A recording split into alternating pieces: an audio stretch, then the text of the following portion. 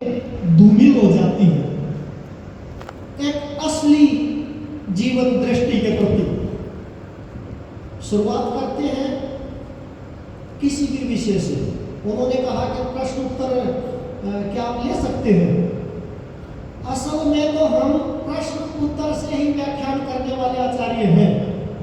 आप लोग बेदनादन धुआंधार प्रश्न पूछो, हम उत्तर देंगे। वैसे नहीं है कि वहां से बैठ के स्टेज से कुछ भी बोल के चले गए और नीचे तुम सब लोग मुंडी ला रहे हो सत्य वचन महाराज। वैसा नहीं, पूछो, लेकिन पूछने के लिए भी गिनगिने आदमियों के बस की बात नहीं होती। बुद्धि में तेज होना चाहिए। प्रश्न भी तब उठेगा। गोबर गणेश बुद्धि में कहां से प्रश्न उठेगा भैया पूछने के लिए। एक चीज जहां से शुरुआत करते हैं वैदिक दृष्टि की, ये बताओ इस समय जितने भी फल फ्रूट हैं, लाखों प्रकार के फल फ्रूट हैं, खाने की चीजें हैं, उनमें सबसे जल्दी ऐसे चुटकियों में सबसे तेज एनर्जी देने वाला कौन सा फ्रूट है? केला। ओ, इसी को आजकल की जो मॉडर्न साइंस है वो कहती है हैप्पीनेस फ्रूट। क्या कहती है? खाते ही इंस्टेंट एनर्जी और तुरंत व्यक्ति खुश। ठीक है, अब दूसरी बात का जवाब देना। अपने यहां वैदिक संस्कृति में गाय को माता मानते हैं और गोदुग्ध को सबसे उत्तम और पवित्र मानते हैं। ये बताओ गोदुग्ध ही उत्तम और पवित्र क्यों है? जैसे अभी तुम लोगों ने एकदम से कह दिया केला, ये तो रटी रटाई बात है। क्या है ये? अभी तुम सब लोगों को भी केले खाने को दे दे दो तो तब भी ऐसे ही मुंह लटका के बैठे रहोगे, हैप्पीनेस तो नहीं आई। ऐसे ही गाय का दूध सबसे पौष्टिक है इस पृथ्वी पे सब प्राणियों से। ये भी एक रटी रट्टू तोतों का कोई जीवन नहीं होता। वे कहीं नौकरी कर लेंगे, कोई उद्योग धंधा बिजनेस कर लेंगे, कहीं सड़क बना लेंगे, गिट्टी डाल लेंगे, कुछ और कारखाना कर लेंगे, कैमरा चला लेंगे, म्यूजिक सिस्टम लगाना सीख जाए, कुछ भी कर लेंगे। जीवन के प्रति एक उज्जवल दृष्टि नहीं मिल सकती।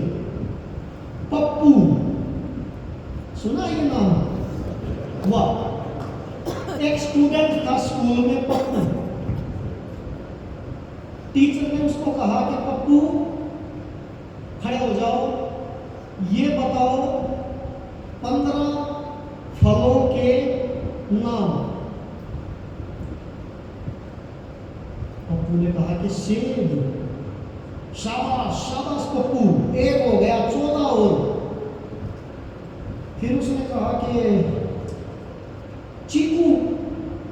शाबाश, 2 हो गए, 13 और। तो पप्पू ने कहा कि गुड़। टीचर ने कहा कि फल तो नहीं है, लेकिन पप्पू से उम्मीद भी क्या की जा सकती है? कम से कम खाने की चीज का तो नाम लिया। शाबाश शाबाश पप्पू, 3 हो गए, 12 और। तो पप्पू ने कहा कि 1 दर्जन केले हो गए 15। तो ये रटे रटाए उत्तर। इंस्टेंट एनर्जी देने वाला फल केला, सबसे ताकतवर दूध गाय का। पप्पू मत बनो, शर्म करो। उसको तो शर्म है नहीं, 50-55 साल के पप्पू को, तुम तो करो। इधर देखो, इधर देखो। हर प्राणी, वेद के ऋषि कहते हैं, खुद परमेश्वर कहते हैं वेद में, सूर्य आत्मा जगतस्तुश्च।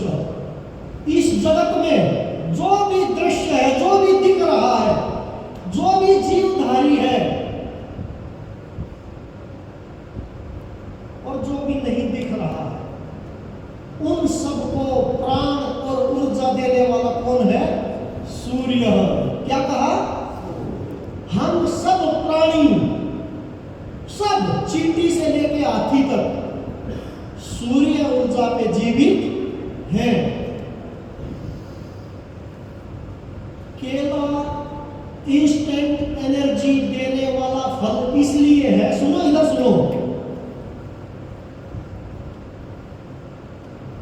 अभी 20-50 साल से एक नई तो मोदी जी अभी एक नई स्कीम भी लेके आए हैं, सूर्य घर योजना। क्या सूर्य घर है ना, कितनी अच्छी योजना, सोलर प्लेट।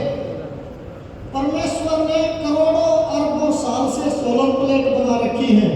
पेड़ों के ऊपर जो पत्ते होते हैं, हर पेड़ के ऊपर आप लोगों ने पत्ते तो देखे होंगे ना, वो सोलर प्लेट होती है उस पेड़ की। सूर्य की ऊर्जा को इकट्ठा करता है पेड़। जैसे लौकी की बेल है, तोरई की बेल है, तरबूज की बेल है, गोल गोल इतने बड़े बड़े पत्ते देखे हैं ना, वे भी सोलर प्लेट है। वे ऊर्जा को सूर्य से इकट्ठी करती है, लौकी और तोरई में आपको दे देती है। जो जीव डायरेक्ट सूर्य से ऊर्जा ग्रहण नहीं कर सकता, तो लौकी खाए, तोरई खाए, कद्दू खाए, पेठा खाए, तरबूज खाए, सेब खाए, आम खाए, सब सौर ऊर्जा देने वाली चीजें हैं। लेकिन फर्क है इनमें दोनों में। लौकी ने, तोरई ने, तरबूज ने, खरबूजे ने 80-90% ऊर्जा उस फल को दे दी है, खुद में 5-10% अग्नि रखी है। इसलिए आप उनको जलाओगे तो ऐसे फूक से चलेंगे और नष्ट हो जाएंगे। लेकिन आम का पेड़ है, उसने सारी की सारी ऊर्जा आम को नहीं दी है। उसकी लकड़ी ठोस होती है, आप उसको जलाओगे तो उसमें भी अग्नि इकट्ठी होती है। 50% फलों को दे दी, 50% अपने बॉडी में रख लिए पेड़ में, अपने जीवन यापन के लिए। जब आप उसको जलाओगे तो अग्नि मिलेगी। अब आप उसको जब ग्रहण करेंगे तो 10-20% आप ग्रहण कर लेंगे, बाकी टॉयलेट में चली जाएगी। लेकिन ऊर्जा उसके अंदर भी होती है। सूअर और अन्य अन्य जो कीट पतंगे होते हैं, वे आपके टॉयलेट को खा के भी जिंदा रहते हैं। इससे सीधा पता चलता है कि उसमें भी ऊर्जा है, आप पूरी की पूरी इस्तेमाल नहीं कर पाए। केला अकेला ऐसा पौधा है इस पृथ्वी पे जो अपने तने में जलाने के लिए अग्नि स्टोर नहीं करता, और उसकी सोलर प्लेट सब पेड़ों में सबसे ज्यादा बड़ी होती है। इसलिए उसको इंस्टेंट एनर्जी का स्रोत का हैप्पीनेस फ्रूट, वो आपको 100% सूर्य ऊर्जा देता है।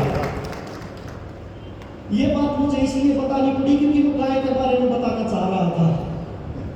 हाँ, गाय का दूध ही सबसे ताकतवर क्यों है? बाकी जो प्राणी हैं, बकरी है, गधी है, गधी का भी दूध पीते हैं। ये जो अरबी होते हैं ना, वह बकरे जैसी दाढ़ी ऊंचे पजामे वाले खच्चर, वे तो गधी का ही दूध पीते हैं।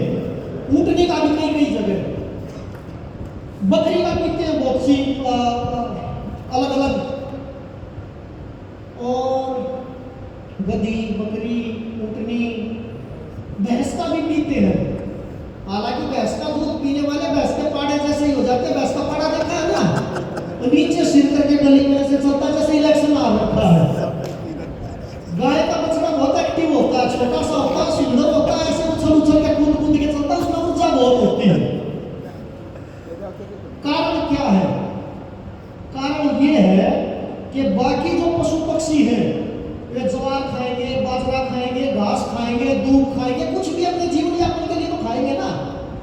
उसमें से 50% ऊर्जा तो वे अपने शरीर को पोषित करने के लिए रख लेते हैं, 10-20% दूध में दे देते हैं, और 10-20% उनके गोबर और मूत्र में चली जाती है। फिर आप उपले भी जला सकते हैं, उसमें भी सूर्य ऊर्जा होती जलते हैं। गाय इस पृथ्वी पर अकेला ऐसा प्राणी है जिसके अंदर यहाँ पूंछ से लेके और ऊपर वो जो कुबड़ सा होता है ना गर्दन पे, वहां तक रीढ़ की हड्डी पे पूरी पे एक अलग से एक्स्ट्रा नाड़ी होती है जो बाकी संसार में किसी जीव में नहीं, मनुष्य में भी नहीं। उस नाड़ी को कहते हैं सूर्य केतु नाड़ी। क्या कहते हैं?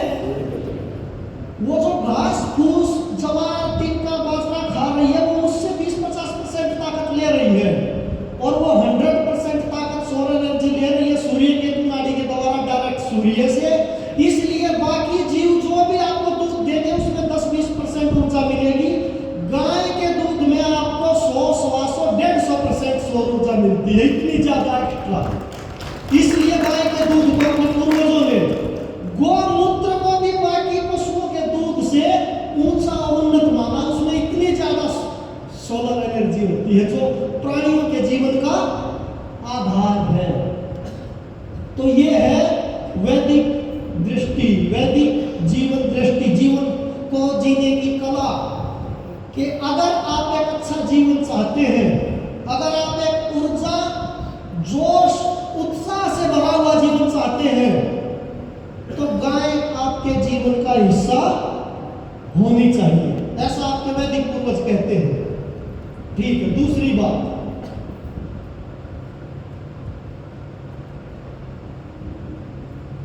अभी हम जहां भोजन प्रसाद के लिए गए थे, वहां गाय का एक स्टैचू रखा था छोटा सा। आजकल गाय पालने में उतना विश्वास नहीं है लोगों का, स्टैचू रख लेते हैं घर के कोने में, इंटीरियर डेकोरेशन में वो सुंदर लगता है। और यहाँ जितने लोग बैठे हैं, अगर हम किसी से पूछें कि गाय की पहचान क्या है, बताओ, कोई भी आप खड़ा कर सकता है क्या? अंदर ही अंदर एक दूसरे के कान में बता देंगे, हाथ खड़ा करने की हिम्मत नहीं है। इसलिए नहीं है कि जो पढ़ के आए हो वो गोबर गणेशों का ज्ञान है, कॉन्फिडेंस वाला नहीं है, आत्मविश्वास नहीं है कि जो हम कह रहे हैं वो सत्य है और उसको कोई काट नहीं सकता। वैदिक ऋषियों की जो दृष्टि होती है, वेद के अंदर जो बात कह दी गई है वो यूनिवर्सल ट्रूथ होती है, शाश्वत सत्य, उसको कोई काटने वाला नहीं है। तो वहां गाय के बारे में क्या कहा? 4 पैर होते हैं। 4 पैर तो भैया ऊंट के भी होते हैं, भैंस के भी होते हैं, पूंछ होती है, मुंह होता है, ये सारी चीजें तो सबकी तो है। और बहुत तो मनुष्य की भी ऐसी हरकत होती है, बस उसकी पूंछ और सींग नहीं होते, बाकी तो समझ लो चौपाई जैसा ही होता है। गाय के लक्षण बताए 3, शासना, प्रांत्यवादी। एक तो देखो ये गल कंबल, गले के नीचे उसको खाल लटकती है ऐसे लंबी, देखिए किसी ने? ये सिर्फ गाय के नीचे ही होती है। इसलिए वो जो गाय जैसा दिखने वाला एक पशु होता है ना आप लोगों के घरों में, अमेरिकन जर्सी, उसको देखना, उसकी प्लेन गर्दन होती है, गल कंबल नहीं होता। दूसरी बात, कमर के ऊपर कुबड़ होता है, वो गाय जैसा दिखने वाला जर्सी पशु है, उसके ऊपर नहीं होता, वो सूअर के डीएनए का बना हुआ पशु है। अमेरिका आदि में हमारे दोस्त ने उनसे पूछा कि यहाँ आप लोग इसका दूध कैसे पी लेते हो, तो बदबू मारता भैया दूध तो। बोले कि ऐसा महाराज जी, गरीब गुरबे जो अमेरिका में रहते हैं वे पी लेते हैं, बाकी लोग तो जो इंडिया से अच्छी नस्ल की गाय गई है उन्हीं का दूध पीते हैं। और गरीब गुरबे के लिए भी कोर्ट में लिखवा रखा है कि सेहत के लिए हानिकारक, बच्चों की पहुंच से दूर रखें, डिब्बे पे बात लिख के बेचना पड़ेगा। बाद में तो उन्हीं को गाय मान रखे और पूछ रहे हैं, उनका दूध पी रहे हैं, कारण पता नहीं है। लक्षण, तीसरा लक्षण, उसकी पूंछ सीधी चिकनी होती है और नीचे जाके बालों का गुच्छा होता है। जिस प्राणी में भी ये तीनों लक्षण एक साथ इकट्ठे मिल जाए, वो जीव को क्या कहेंगे? गाय। उससे अलग जो भी घर में कोई एक आध बांध रखा होगा तो जाके जरूर देख लेना कि गाय जैसा वो सूअर तो नहीं बांध रखी, सूअर की डीएनए से बनी होती है। ठीक है, अगली बात,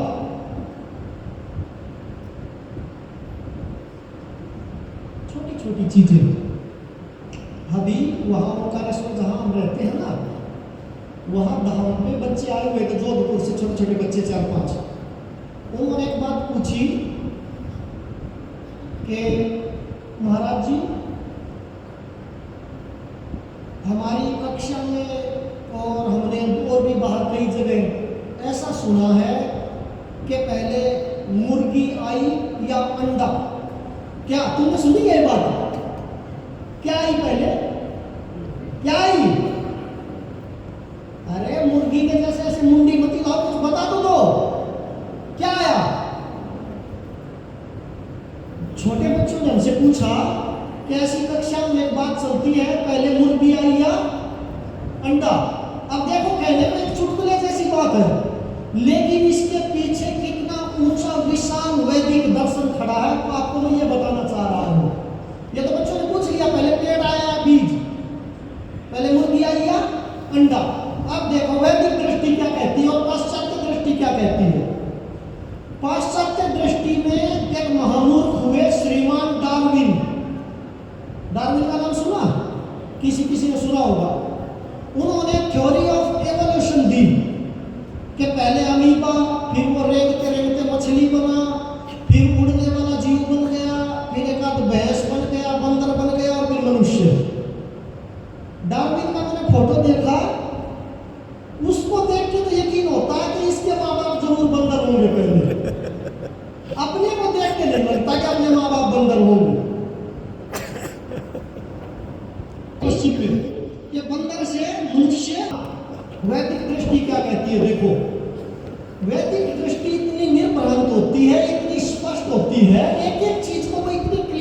सृष्टि है, वैदिक ऋषि ये कहते हैं कि सृष्टि होती है दो तरह की। कितने तरह की?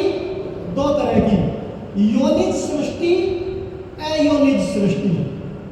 एक बार बोलो, योनिज सृष्टि, अयोनिज सृष्टि। ठीक है, जो अयोनिज सृष्टि होती है वो डायरेक्ट होती है परमेश्वर के द्वारा, और योनिज सृष्टि होती है, पशु योनि है, मनुष्य योनि है, वृक्ष योनि है, ये होती है माँ बाप से। तो वेद के ऋषि ये कहते हैं कि तुम बंदर से मनुष्य नहीं बने, कुत्ते से भेड़, भेड़ से गाय, गाय से बकरी, ऐसे नहीं बने। सब चीजें डायरेक्ट ज्यों की त्यों सृष्टि की शुरुआत में पैदा हुई। अब कोई कह सकता है कि भाई हम क्यों माने ये बात कि सब के सब एकदम से सृष्टि की शुरुआत में डायरेक्ट पैदा हुए? तो उसके उदाहरण देते हैं कुछ 10, 20, 50, जितने आपका दिल करे। सृष्टि कितने तरह की है? दो। कौन सी? योनिज, अयोनिज। अयोनिज प्रथम सृष्टि होती है, बिना माँ बाप के होती है। तो उत्तर है, जब वेद के ऋषियों से कोई पूछेगा कि पहले मुर्गी आई या अंडा, तो वे क्या कहेंगे? मुर्गी आई। क्या कहेंगे? ठीक है, पहले पेड़ आए या बीज?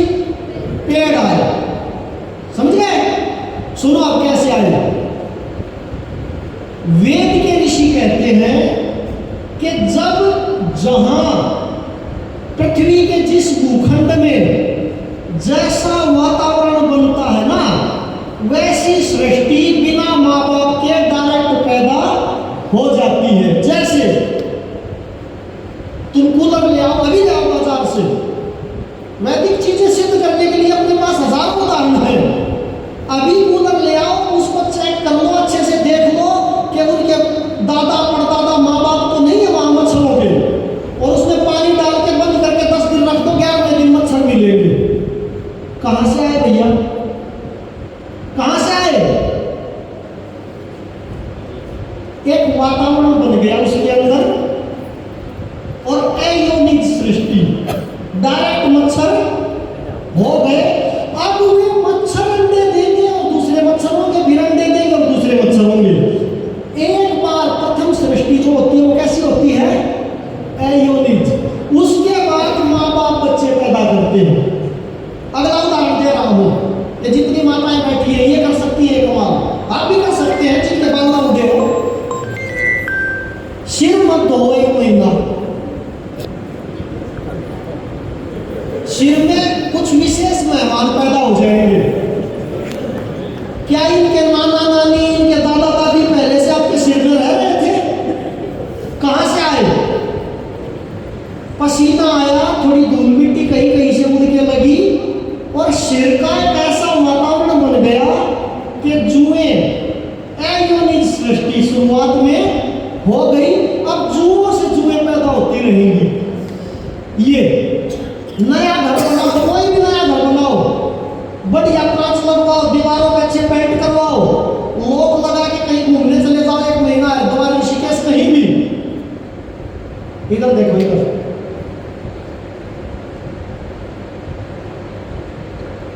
मैं हरियाणा का हूँ। कहाँ से? मेरा जन्म स्थान हरियाणा से। इतनी दूर तुम लोगों ने यहाँ अपने मंच पे बुला दिया, मेरे साइड के पंखे नहीं चल रहे, गर्मी में खड़ा कर दिया, हाथ में माइक दे के, और खुद एक दूसरे की तरफ देख देख के खी करोगे, तो अच्छी बात थोड़ी है। सुन लो 10 मिनट। घर को बंद करके लोग लगा के कहीं भी घूमने चले जाओ, नया घर बना के चकाचक वाला, बढ़िया पेंट करवा के, 1 महीने बाद आप खोलोगे ना, जाले लगे मिलेंगे और मकड़े मकड़ियां मिलेंगे। कहां से आए? क्या पहले से थे उस रूम में? नहीं। हवा में मॉइस्चराइजर, उमस और जो अंदर का तापमान, उससे एक वातावरण बन गया मकड़े मकड़ियों का। अब वे अंडे देंगे बच्चे होंगे, अंडे देंगे बच्चे होंगे। वेद कहता है प्रथम सृष्टि त्रिविष्टप, जो तिब्बत का क्षेत्र है ना, हिमालय में कौन सा क्षेत्र है? तिब्बत का। वेद के ऋषि कहते हैं कि सृष्टि के आरंभ में जो तिब्बत का क्षेत्र है हिमालय का, उसका वातावरण बन गया जैसे स्त्री का, मां का गर्भ। और मनुष्यों की प्रथम सृष्टि हिमालय में हुई। इसलिए भूमि को माता कहते हैं कि मनुष्य की प्रथम जन्मी कौन है? धरती। दूसरी बात,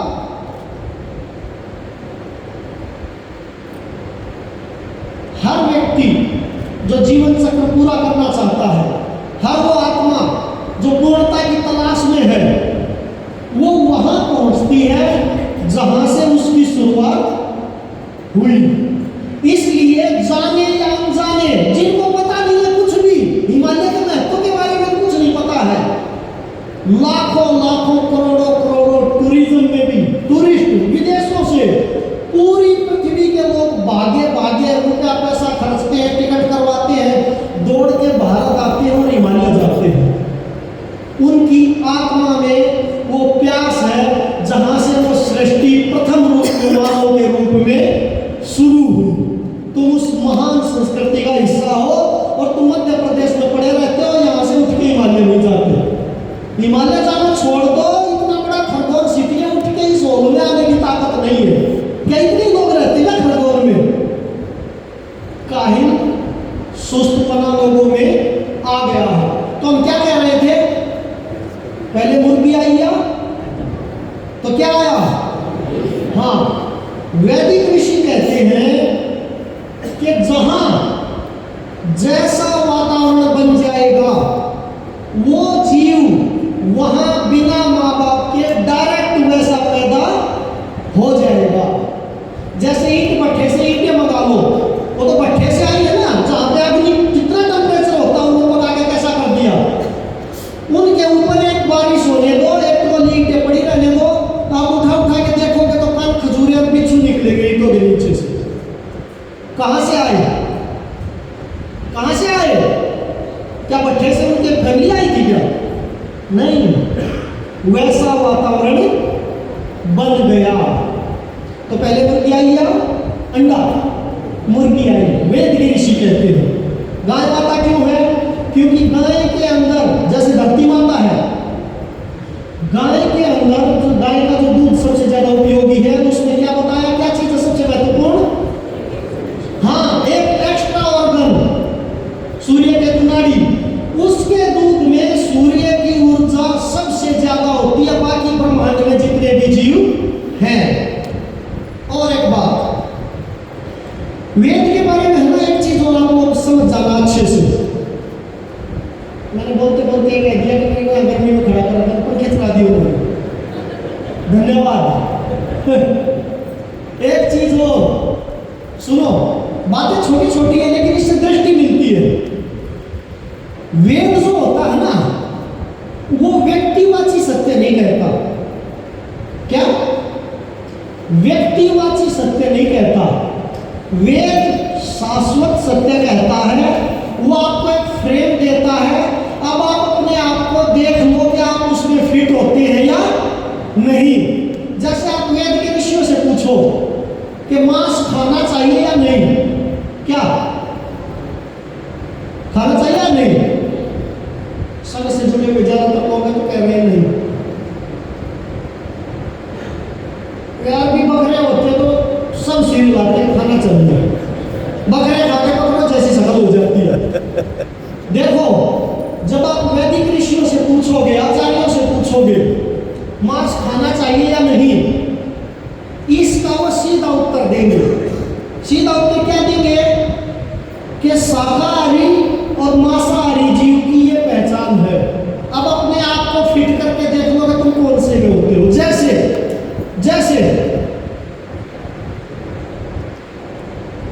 जो शाकाहारी जीव होते हैं ना, उनकी आंख लंबी होती है, ऐसे आंख की बनावट। गाय की आंख देख लो, हाथी की देख लो, गधे की देख लो, ऊंट की देख लो, खरगोश की देख, किसी शाकाहारी जीव हिरण की देख लो, कैसी आंख होती है? लंबी ऐसे। और जो मांसाहारी जीव होता है उसकी ऐसे गोल आंख होती है। बिल्ली, चीता, शेर, बाज, चील, गिद्ध, जो भी आंख से पहचान में आ जाएगा। तब अपनी तरफ देख लो कि मनुष्य की आंख कैसी है।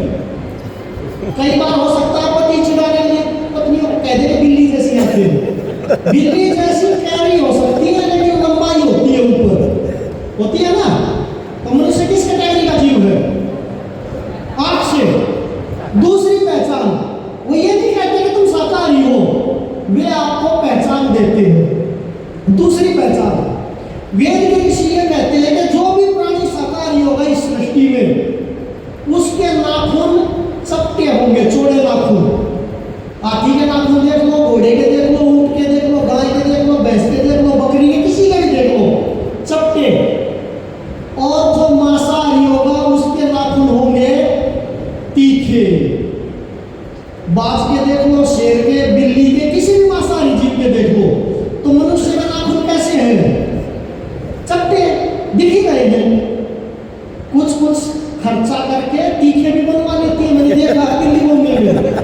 कोई बात नहीं, वो अपना अपना शौक है। नाखून कैसे है?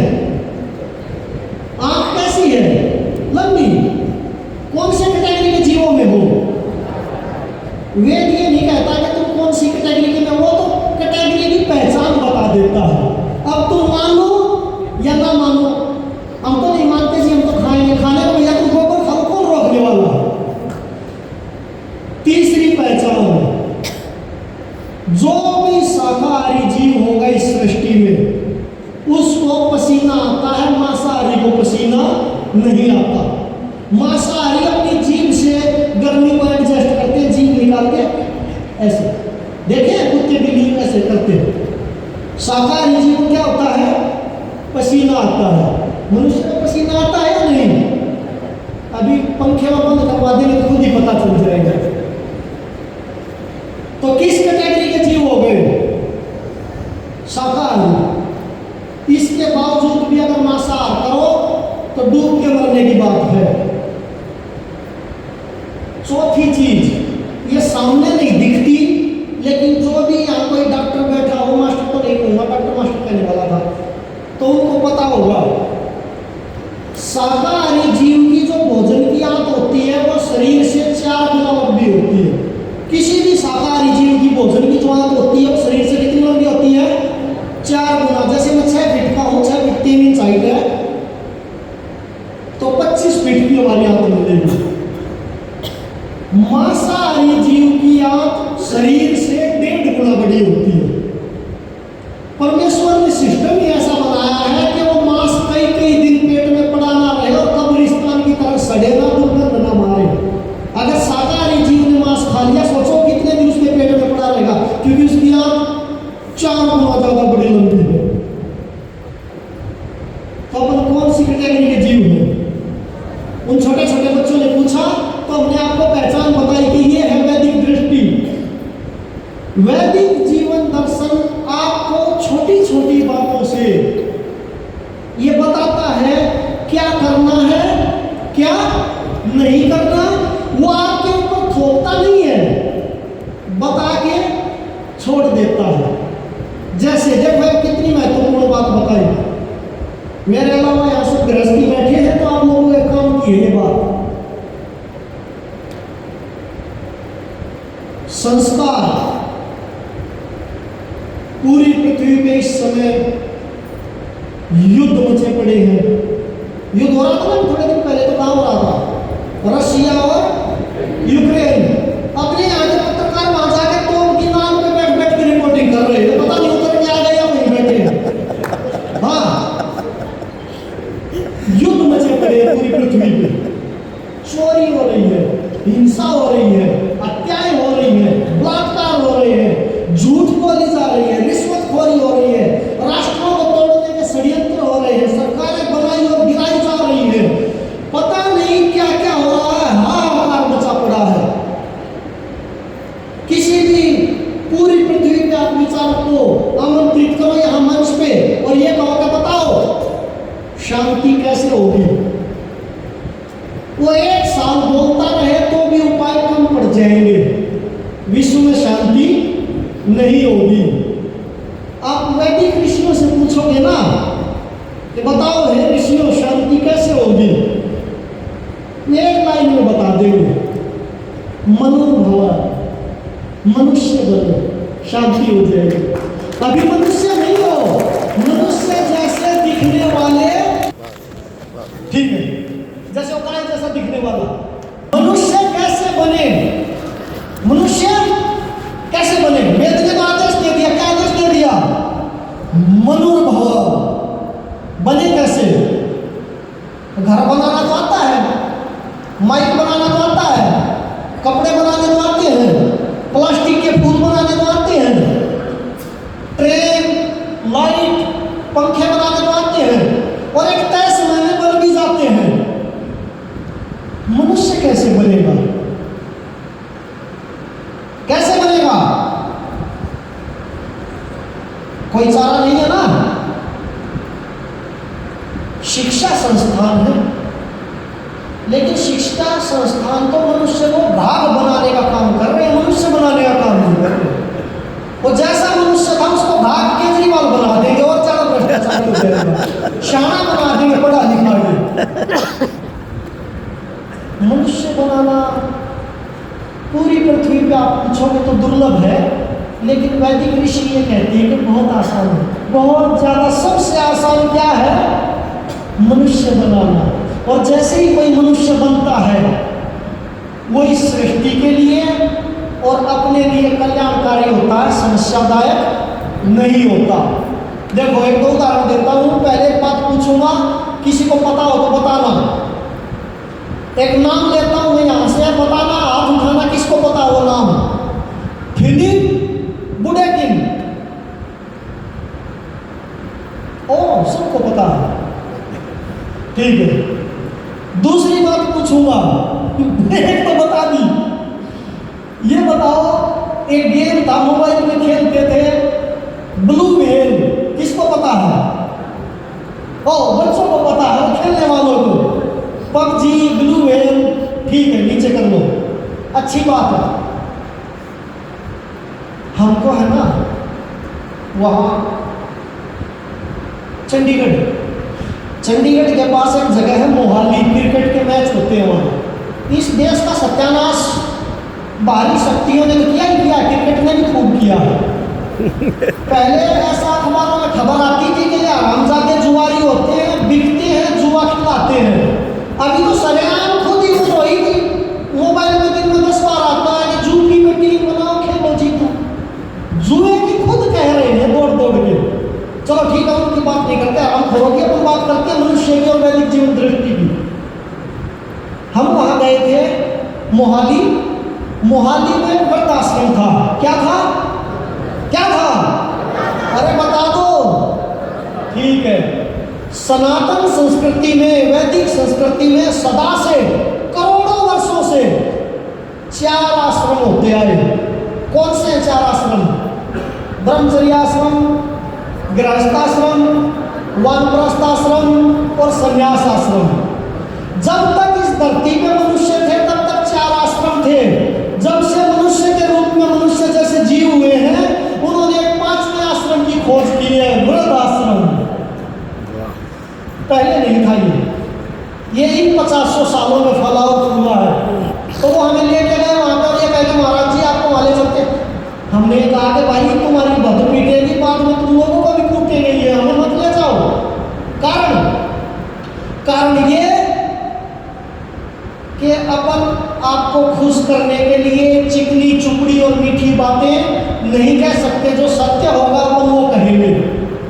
और सत्य समाज में ऐसा फैला दिया कि कटु होता है, हालांकि सत्य मीठा होता है, अच्छा होता है, कटु नहीं होता। कटु उसके लिए होता है जो असत्य की राह पे चला हुआ है, उसको तो चुभेगा ना, उसका तो पूरा जीवन ही एकदम अलग रास्ते पे। तो हमको वहाँ लेके गए और उन्होंने बताया कि ये सब बुढ़िया हैं और इनको हम नए कंबल देते हैं, साबुन की टिकिया देते हैं, इसी रूमों में रखते हैं और इनको महीने में 500 रुपये जेब खर्च देते हैं। कितनी अच्छी व्यवस्था महाराज जी, आपके 2 शब्द कहो ऐसे ही किसी जगह पे खड़ा करके। हमने कहा कि 2 शब्द ये हैं कि इनको सुबह शाम 10-10, 20-20 कोड़े या लठ मारा और आराम से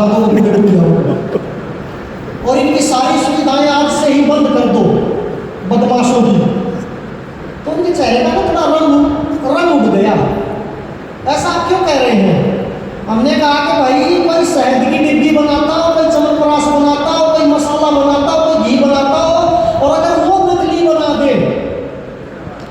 बाई प्रोडक्ट बैन होता है और व्यक्ति को जेल होती है। इन हरामजादों ने 5वां आश्रम बनवा दिया। इतनी निर्भाग और कलंकित संतान इन्होंने समाज को दी कि उन्होंने तो खदेड़ के यहाँ पहुंचा दिया। जो अपने माँ बाप के नहीं हुए वे देश और धर्म के कहाँ से होंगे? और वे बारिश में नहीं बरसे में इन पापियों ने पैदा किए। इसलिए गृहस्थ आश्रम की सबसे बड़ी असफलता है ये जो पापी व्रत आश्रम में बैठे हैं। अगर संभव हो तो चौराहे पे ले जाके इनकी चमड़ी उधेड़ो सुबह शाम।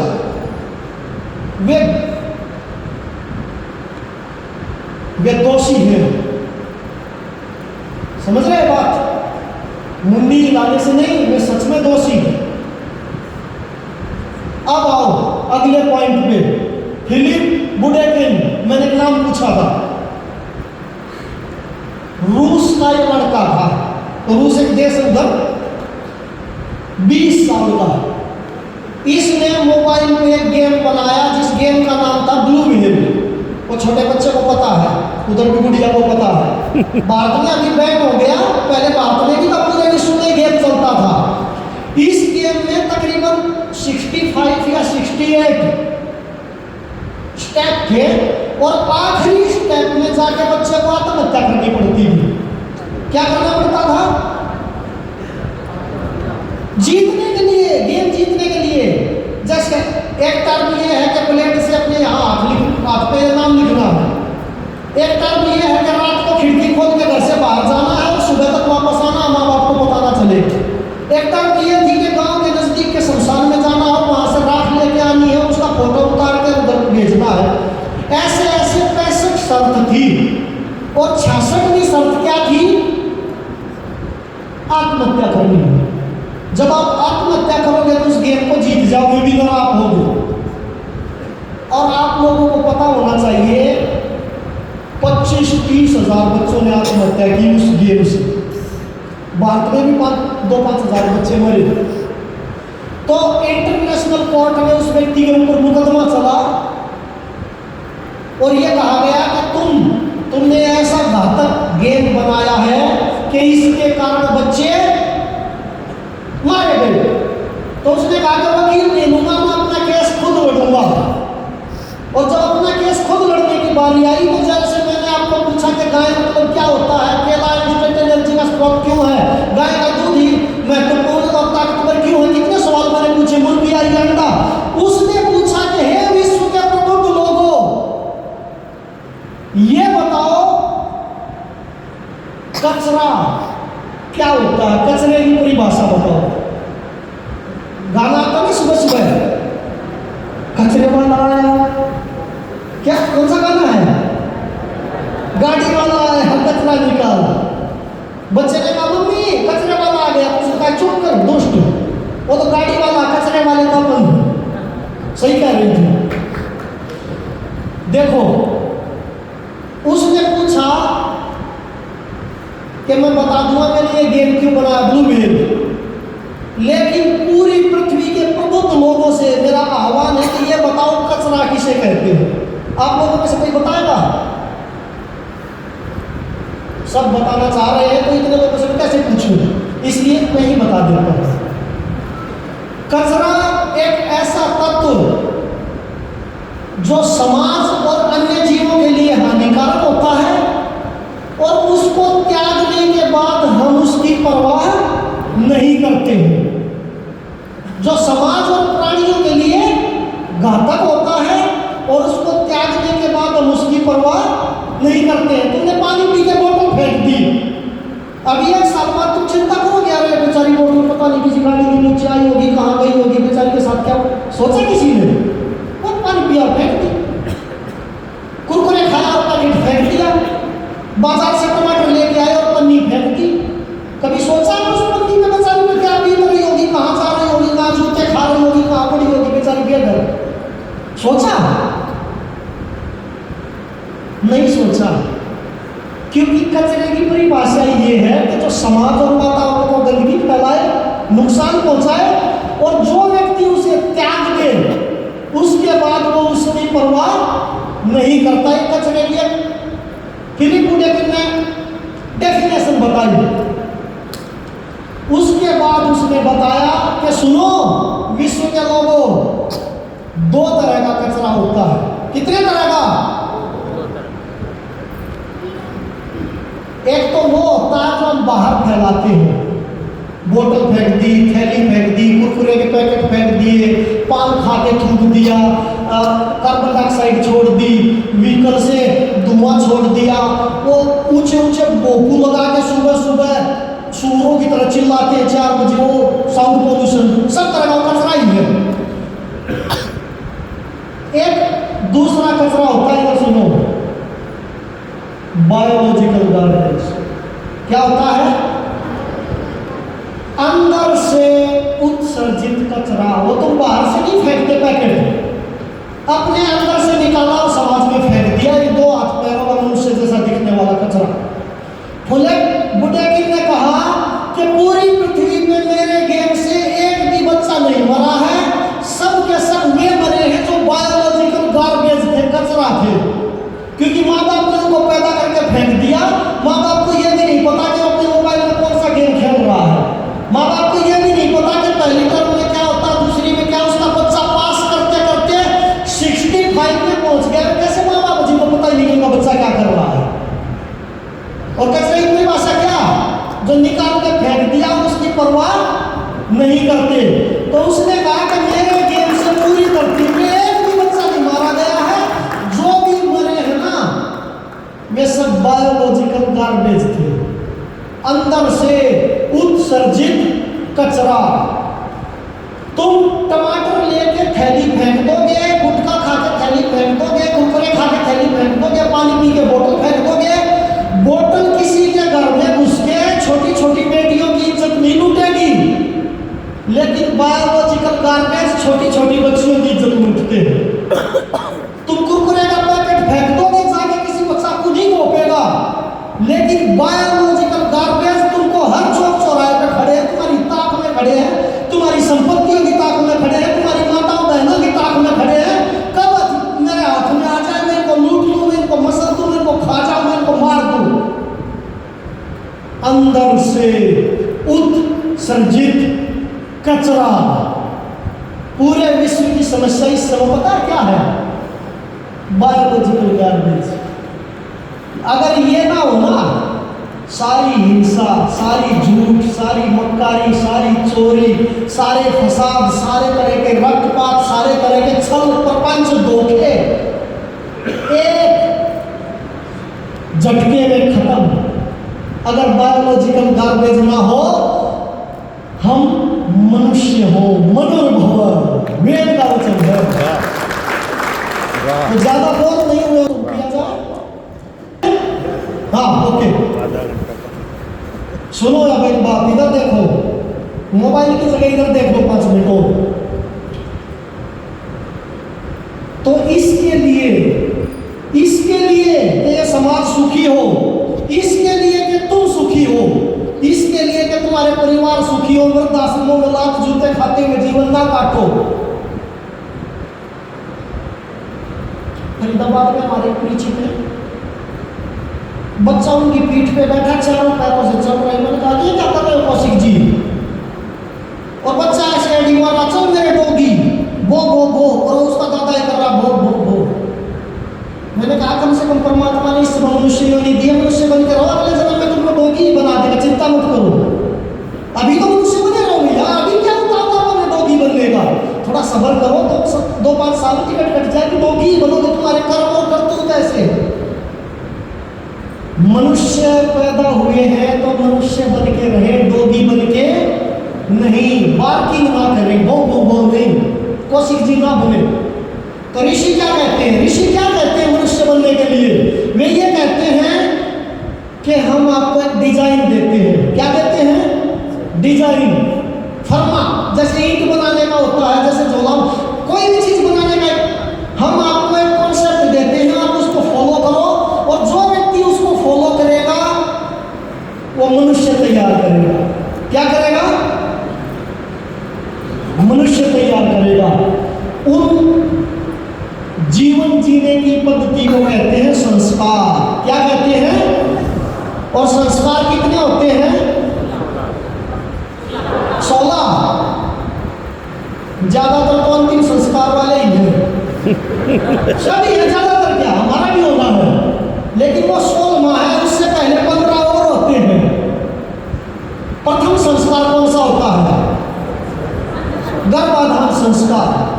कौन सा होता है? अरे तुम लोग सब गृहस्थी वाले लोग हो, तुम लोगों को तो पता होना चाहिए। गर्भाधान संस्कार मनुष्य बनाने की प्रथम सीढ़ी, गर्भाधान संस्कार। ऋषि कहते हैं कि प्रथम 4 रात्रि हर सतगृहस्थ के लिए त्याज्य है, जो महावारी के प्रथम 4 दिन होते हैं साइकिल के। उसके बाद 5वीं से 16वीं रात्रि तक जो भी गृहस्थाश्रम में है माता बहन भाई, उनको अधिकार है एक सुसंतान पैदा करने का। 14 चक्के नहीं, वो तो पहले ही बहुत हो गए हैं। 5वीं से 16वीं रात्रि, और देखो क्या कहते हैं, 5वीं 7वीं 9वीं 11वीं 13वीं और 15वीं, इन विषम रात्रियों को जो भी माता पिता संतान प्राप्ति की इच्छा से एक दूसरे के नजदीक आएंगे, उनको कन्या की प्राप्ति होगी। क्या होगा?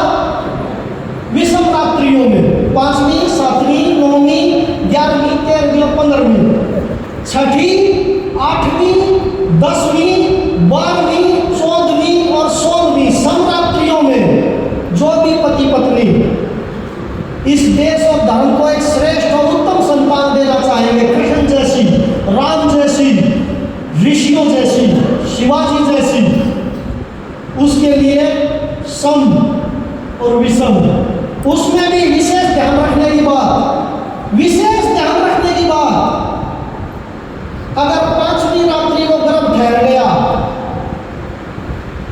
कन्या होगी, सीधी बात है, लेकिन वो कन्या आगे जीवन में कभी भी लड़का पैदा नहीं कर पाएगी, चाहे एक पैदा करो या 10, उसको लड़की होगी, कंफर्म पक्का। 7वीं रात्रि को अगर गर्भ ठहर गया, इधर देखो, कन्या पैदा होगी तो पता ही है, लेकिन अगली बात बांझ पैदा होगी, उस कन्या को कभी भी बच्चा नहीं होगा, आज ही बच्चा है, वो 500 साल की उम्र लेके आई है। समस्याएं तो आप है ना समाज में, बेटियां ही बेटियां हो रही और दौड़े भागे फिर रहे, बेटा नहीं हो रहा जी, उनको पता ही नहीं कि तुम समस्या से कई स्टेप आगे आ गए हो, इसको सुधारने का मौका तुम्हारे पास कहां था? प्रथम में गर्भाधान संस्कार। और सुनो, 11वीं रात्रि, 9वीं मैंने छोड़ दी है, 11वीं रात्रि को अगर माता पिता का संजोग हुआ और कोई कन्या पैदा हुई, दुष्चरित्र व्याभिचारिणी 20, 50, 100, 500 लोगों का भोग करेगी, मानेगी ही नहीं, चाहे परमात्मा आगे उसका हाथ पकड़ ले वो नहीं मानेगी, वो वैसे ही पैदा होगी। इस समय सबसे बड़ा संकट जो इस विश्व में मंडरा रहा है, वो अनैतिक आचरण और व्याभिचार का ही मंडरा रहा है। उससे बचने के लिए इस विश्व के पास कोई भी दृष्टि नहीं है, लेकिन वैदिक ऋषि एक दृष्टि दे रहे हैं। वे ये कह रहे हैं कि अगर 6ठी रात्रि को लड़का, अगर 6ठी रात्रि को या उस दिन, रात्रि तो 6ठी है, लेकिन जो महीना चल रहा है उस महीने की एकादशी है या पूर्णिमा है या अमावस्या है, बीच में ये आ गई, वो लड़का बदमाश दुष्ट लंपट व्याभिचारी होगा, चौक पे खड़ा होकर सीटी मारेगा, आती जाती लड़कियों को पकड़ेगा, छेड़ेगा, उसके चरित्र को सुधारने का कोई तरीका नहीं है सिवाय उसके वध के, वैसा पापी और दुष्ट होगा। 8वीं रात्रि को पैदा हो गया तो आजीवन बीमार रहेगा, कमजोर रहेगा, शारीरिक मानसिक रूप से अपंग रहेगा, पागल सा रहेगा, कोई चारा नहीं है। करें क्या? उससे पहले एक बात और बताते हैं, खान पान संबंधित। क्या? खान पान संबंधित, कि जब भी माता पिता भाई बहन हमारे नौजवान गृहस्थ आश्रम में जाए और जो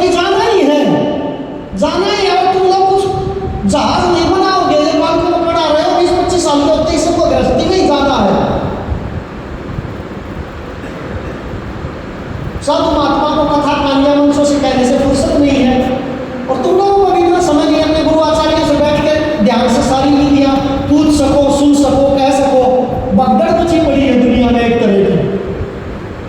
तो आचार्य ये कह रहे हैं कि खान पान का भी असर पड़ता है। उन्होंने कुछ खान पान बताए हैं चरक संहिता में, सुश्रुत संहिता में, आसमान ग्रह सूत्र में, गोपनीय ग्रह सूत्र में, छांदोग्य उपनिषद में कुछ बताए हैं, कुछ संस्कार विधि में महर्षि दयानंद ने बताए हैं। वहां उन्होंने ये कहा कि अगर उस दिन माता ने कुछ ज्यादा तीखा, चटपटाया, तेज ऐसा खाया जिससे उसकी रजोगुण बढ़ गया, तो कन्या होगी। और अगर पुरुष का खान पान उस दिन नशा है, मांस है, तामसिक है, तो तामसिक पुत्र पैदा होगा। और अगर दोनों का वैसा ही खान पान है, बाजार में भटूरे खा के आए हैं, पकौड़े खा के आए हैं, समोसे खा के आए हैं, चाउमीन लपेटी है 2-10 प्लेट, मोमोज लपेटे हैं,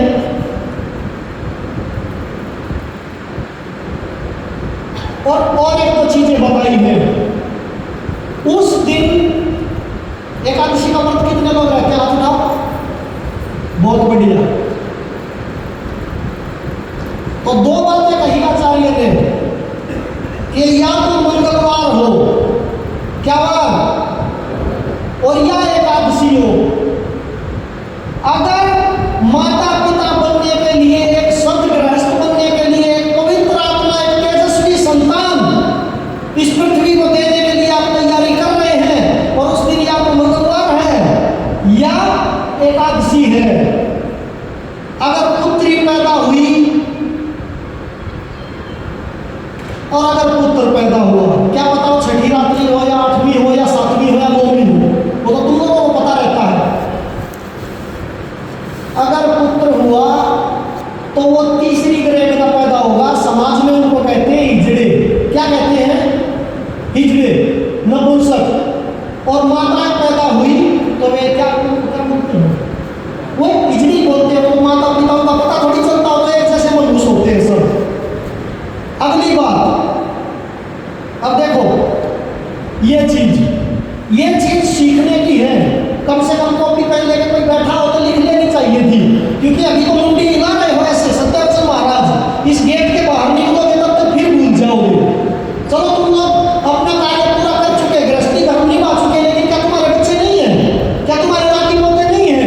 क्या तुम्हारे आने वाला पीढ़ी या संसार कुलवंश नहीं है? सब के तो है। तो ऋषि ये कह रहे हैं कि 13वीं और 15वीं रात्रि को पैदा हुई कन्या, 14वीं और 16वीं रात्रि को पैदा हुआ पुत्र, वो ऐसा तेजस्वी होगा, सिंह के समान पराक्रमी होगा। उसकी बुद्धि इतनी तीव्र होगी, उसकी प्रज्ञा मेधा इतनी यशस्वी होगी, वो अपने धर्म, अपने राष्ट्र, सब चीजों को एक सूत्र में ऐसे बांधने वाला होगा। अगर उससे कम बेटा या बेटी हुए तो फिलिप बुडेकिन ये कह रहे हैं कि वे बायोलॉजिकल गार्बेज तो होंगे, उनको मनुष्य कहलाने का हक नहीं होगा। और आगे चल के ऐसी अधम संस्कृति, करोड़ों साल से जो एक आश्रम व्यवस्था चली आ रही है, जिसमें 4 आश्रम है, ब्रह्मचर्य, गृहस्थ, वानप्रस्थ और संन्यास, वे बायोलॉजिकल गार्बेज 5वें आश्रम की नींव रख देंगे, जिसको वृद्धाश्रम कहते हैं। तुम भी वहां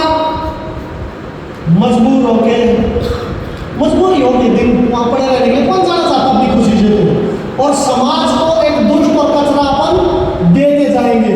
इसलिए आप ये देखना कि जो है लोग होते हैं ना, ये टीचर साले ताली बजाते हैं, बच्चा होने पे आते, नाचते कूदते, क्या कहते हैं वो? हिजड़े। सुनो, ये एक वैदिक बात, आखिरी 2 मिनट की है भी सुनो। शास्त्र क्या कहता है? शास्त्र ये कहता है कि परमेश्वर ने सृष्टि 2 तरह की बनाई, स्त्री पुरुष, चिड़िया चिड़ा, ऊंट ऊंटनी, स्त्री पुरुष। लेकिन कभी कोई जघन्य अपराधी हो अपने पूर्व जन्मों में, महापाप, कलंकित, दुष्कृत्य, जघन्य अपराध जिसने किए हो, तो परमेश्वर उसको अपनी सृष्टि से बाहर निकाल के एक तीसरी योनि में डाल देता है।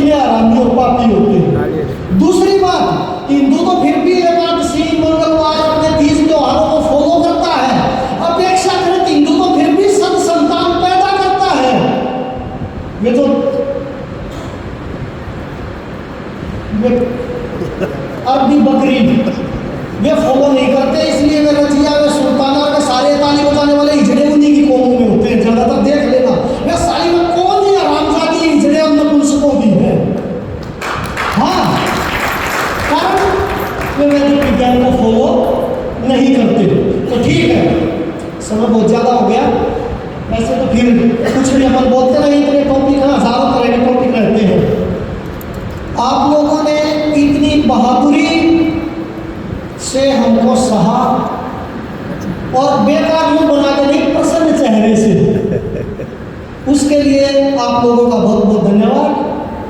कभी चाहोगे फिर दोबारा आएंगे, मिलेंगे